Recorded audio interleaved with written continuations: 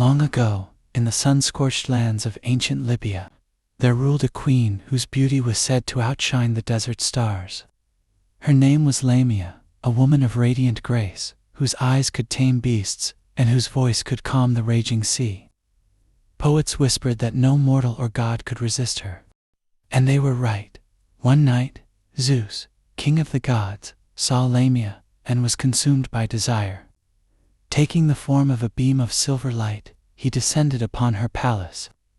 Beneath the moonlit dunes, the god of thunder and the mortal queen fell in love. Their affair was secret but fierce, hidden from the jealous gaze of Zeus's divine wife, Hera. From that forbidden love, Lamia bore children, half human, half divine. For a brief time, her palace was filled with laughter and warmth. But such happiness could never last when it was born of a god's betrayal. When Hera discovered the affair, her rage shook Olympus itself. The heavens darkened, and her curse fell upon Lamia like venom. Some say Hera sent the Furies to steal Lamia's children in the night. Others say the curse drove Lamia to madness, that she, under divine torment, was forced to kill her own children with her bare hands.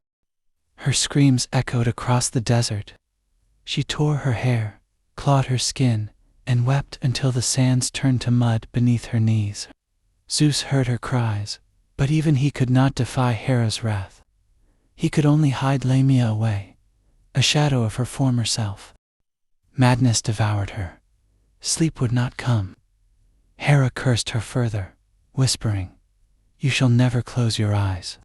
You will see their faces forever." Haunted day and night by visions of her dead children, Lamia begged for mercy.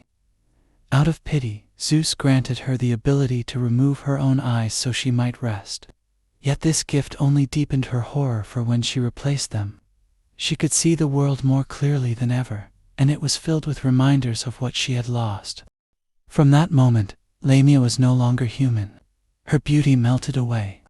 Her flesh turned pale, her smile became a snarl, and her eyes burned with the light of madness. She fled her kingdom, wandering through villages as a shapeless figure of the night.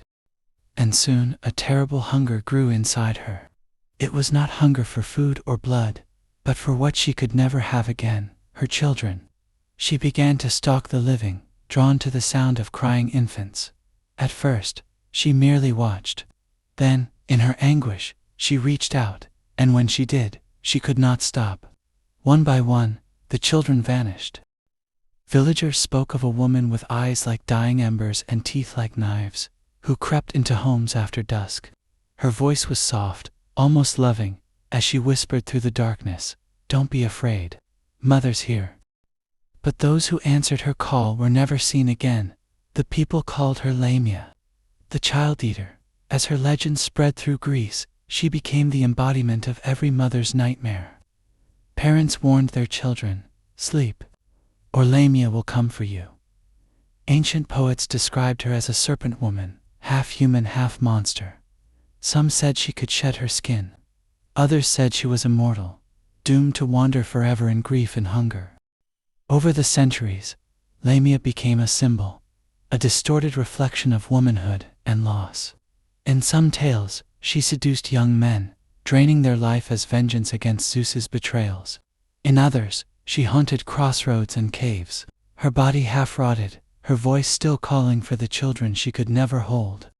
Scholars of later ages compared her to the vampires and succubi of European folklore, beings both beautiful and deadly, cursed by desire and guilt. But Lamia was older than any of them. She was not born from sin or bloodlust, but from the anguish of a mother robbed of her children.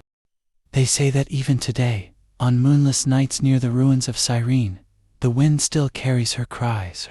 Travelers claim to hear a woman's voice singing a lullaby in a language older than Greek.